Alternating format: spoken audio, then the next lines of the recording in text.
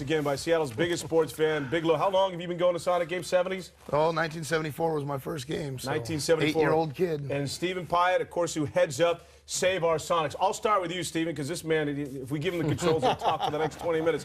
What are the chances that this team's coming back? I think pretty good. The Oklahoma City relocation was conditional. That meant that they have to clear all the lawsuits before they can move, and they can only move this upcoming year. It's not likely they're going to clear the lawsuits unless we end up with a team in the works. So who knows how it'll get negotiated, but I think their chances of this team playing in Oklahoma this fall is very slim. So it's really contingent that Clay Bennett sews everything up and gets the team that takes care of all this litigation and has that team there next year. And if for some reason they're not there next year, that doesn't look very good in terms of Clay Bennett trying to get him there. Is that right, Big Lou? Well, the way I see it, I mean, this court deal is going to be huge in June. And if it gets to a point where the Seattle City wins this court case and he goes through the appeals process, there's no way they're going to get the scheduling done in time for them to move to Oklahoma. So they're going to be stuck here at least another year. And maybe this isn't very healthy, but who do you blame in all of this? I blame Howard. I mean, why in your right mind are you going to sell to some guy from out of town if you really believe that they're going to be the good faith effort to keep him here in Seattle? So I blame Howard. Is there someone to blame? Is he the point guy in this? There is enough blame to go all the way around, from the governor all the way down. This is so preventable. It could have been prevented in any number of stages in this thing. But the reality is that this isn't the time for us to point fingers of blame. This is the time for us to sit down and say, both sides are fully armed, they're ready to blow each other up. Now let's step back and figure out how to solve the problem. And what do you guys do? I know I talked about a grassroots organization, Save the Sonics, but in terms of trying to make that happen, what do you guys do? Well, ironically, when we got involved in this, my co-founder Brian Robinson and I thought that our entire role was going to be, rah-rah, let's keep the team here, that type of thing. And it turns out we've done everything. We've met with the governor, we've traveled to New York, we've had to be the messenger that carried messages here, there, and everywhere. It's absolutely stunning that it's been up to us to do a lot of this stuff, but now it's probably going to be up to us to find a way to negotiate this deal. I don't know anything that anybody else is going to do it. Big Lou, it doesn't do any good to point fingers, but we're going to do it nevertheless. David Stern, how does he sit in all of this in your eyes? I liked him last year when we went down to Olympia, and he said to me, Big Lou, look, we're going to do what we can to keep Sonics basketball in Seattle.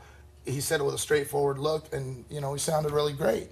And now, looking at all the stuff that he's done the last couple of weeks, he just seems like a big jerk. My thing on him, my take on it is, where is his objectivity in all of this? And I know that he's had a difficult time with the mayor and the local officials here in Seattle. He's very opposed to them. That's very evident. But with the email surfacing and everything that surfaced, shouldn't he have some neutrality and say, okay, wait a minute. I'm in bed with Clay Bennett. I believe in Clay Bennett, but with all this new information, maybe I should reassess. Maybe he should not relocate the team. But he acts as if he's the guy's attorney. Well, they've got the big NBA cares thing. Well, it seems like lately to me the NBA doesn't care because they haven't looked at both sides of this issue. I mean, 41 years of tradition, they're taking that away from a city. How can you do that if you really care? Now, this guy's had his feelings hurt when he came out here, and it surprised me. Here's a guy who's supposed to be the leader of the NBA. He's supposed to be able to rise above that, but it's that petty. It seems like his feelings are hurt, and he wants to punish Seattle and take our team away to teach us a lesson. And that's not leadership. If he's a leader, he's going to come up and say, you know what, it's my job to get this done. Let's figure out a way to get it done. And again, you guys are pretty positive, and obviously you're talking about you guys are very clear as to where you stand on all this, but you think, and you're not coming with your heart, but you think that the team will be here next year because he's going to have to honor the lease, and if they're here next year, there's a good chance that the team will be here for a long period of time. More than 41 more years. Yeah, I firmly believe that this is a now or never thing for Clay Bennett. So let me ask you this. Is it going to be another NBA team that comes here, and then is Clay Bennett going to get the expansion team? How's that going to work out? This is my gut feeling, but what I kind of see envisioning happening is a situation where we get 1 year to try to solve the problem. If we solve it, we keep our team. Clay gets an expansion team. If we don't solve the arena problem, then we get an expansion team sometime down the road if we ever do solve the arena problem, and we have to let the Sonics go free and clear. And if we negotiate a deal like that, if David Stern is correct that our leaders will do absolutely nothing to solve the problem, it costs them nothing, except 1 year.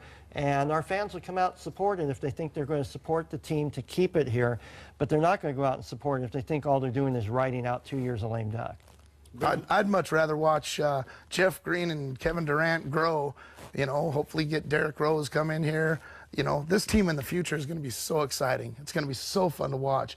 We saw You that don't in the want an last expansion team. You Oh, want no. the Sonics. Yeah. No, we want to see the Sonics stay here. I mean, they're a great group of guys. We've been with them for the last, years that they've been here. And, I mean, to watch this team grow in the future is going to be great. So, Were you there at the last game? Oh, well, that's a silly question. But talk about Sunday. no, I decided not to go. No, What did you miss? I don't know. I was there. We got a shot of you right Yes. there. But talk about the passion in the arena that night. Oh, man, it was amazing. 6 minutes left. I stood up and I just took it all in, looked all the way around the crowd. I mean, how can't you get that heartfelt feeling of the love for that team? Yeah. And I think that this, and everyone says, well, how much say do the fans really have? But I think that it was clearly evident for a team that is obviously not winning this year, for them to nearly sell out and have close to 16,000 at this game, that this is a true love affair and the passion runs deep. And I'm not part of your organization, and then Big Low and I are friends, but I'm telling you from about as neutral as I can stand on all of this, that this isn't the Vancouver Grizzlies up the road a couple of years back, where they were there for a couple of years in basketball in Canada, and that part of the world really didn't work. This is a solid love affair and a tradition here in Seattle that's part of the fabric. And you cannot just simply walk in, hold someone hostage, and say, we're leaving. It's not going to be that easy. And I think that because of guys like you and Big Low, and seriously, the people voicing their concern are obviously making a difference here. The sad thing is they've lost a lot of fans. I mean, it just shows how the NBA is working now. It's so political that, it seems like David Stern is pushing the people away. Clay Bennett's pushing them away. I mean, to the fans, from the fans' point of view, looks like we tanked a lot of games this year because we could have won a lot more games, I think. So. And you look at the situation when the Blazer game, the Denver game, the Maverick game, when the fans came out, our group motivated them. Let's go out and let's have some fun. Let's show them what they can do. And not only did we rock the house in those places, but the team looked at that and got energized, went out and won games that they probably should have been beat at. And so the funny thing about this is the NBA wants us to roll over, play dead, and give up our team. Yeah. But we're fighting to keep it. And what's this all about? It's about passion. And what does the NBA want? Cities with passion, and we have it. Yeah, you don't look at Oklahoma and the Charlottes of the world. I mean, what is this, the NHL? You can have teams like that. Big Low, what are you going to do without the Sonics? You got about 5 seconds. Oh, I'm going to go to those Storm games and There watch you go. women play basketball. All right. Soccer's coming next year. So. MLS, baby. We'll continue here on Cue It Up Sports. Really quick, we want to drive people to your website. How do they do it? Go to www.saveoursonics.org. Click on the action alerts. Sign up for email lists there. We have a lot of things that people can do to help, and we are looking. Matter of fact, if any former governors are out there and want to step up, help us negotiate, we'd love to have somebody. I'm going to say this to both of you guys. If I stuck Clay Bennett in front of your mug right now, what would you say to him? Big Low, start with you. I know Clay's a businessman, and he's just trying to do what he wants to do. He wants to be a hometown hero. And, who doesn't? I mean, I may run for governor one day. But, the difference is, I'm a peaceful guy. I'm not just going to, sock the guy in his neck because he's taking my team away. But at the same time, there's part of me that would like to rip him apart. So, torn between two visions here, but that's Steven, mine. if he was sitting in front of you right now, what would you say? I'd say, I got a room. I'm going to lock you in here with the mayor, and we're going to get this thing solved because, seriously, we've got both sides are armed up. Both sides have proven they're willing to ride this all the way out. But, cooler heads should prevail right now. And smart business people, people with vision, leadership, they don't waste money. They sit down and solve problems. Stephen Pyatt for mayor. Yeah. Yeah. I mean, you Stephen guys Pyatt are for pretty mayor. gentle. I was expecting to hear, hey, you lied. You're a liar. You didn't deal in good faith. You get nothing. Get out of my world. Go back to Okie land. All right, we're going to continue here on Cue It Up Sports. And when we do,